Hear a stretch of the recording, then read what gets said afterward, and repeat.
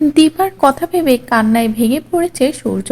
নিজেকে সামলাতে পারছে না। এদিকে দীপা যমজ সন্তানের জন্ম দিল। সূর্যের স্বপ্ন পূরণ করলো দীপা।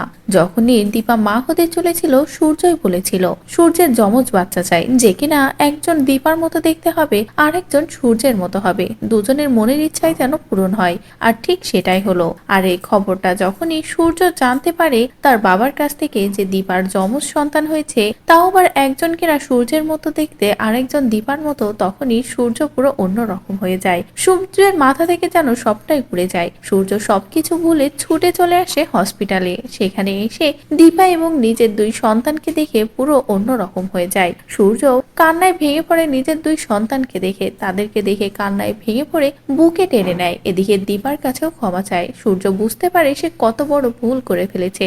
এই সন্তান অন্য কারোর হতে পারে না, এই সন্তানের বাবা শুধুমাত্রই সূর্য। এদিকে লাবণ্যও তো খুশি হয়ে যায় যে সূর্য অবশেষে নিজের সব ভুল বুঝে নিজের সন্তানকে কাছে টেনে নিয়েছে। তো বন্ধুরা, এবার যদি সত্যি সবটা ভুলে সূর্য এভাবেই নিজের দুই সন্তানকে কোলে তুলে নিয়ে কান্নায় ভেঙে পড়ে এবং দুজনকে আপন করে নেয়, তাহলে সেটা দেখতে তোমাদের কেমন লাগবে কমেন্ট করে জানাও। পরবর্তী আপডেট পেতে চ্যানেলটি সাবস্ক্রাইব করো।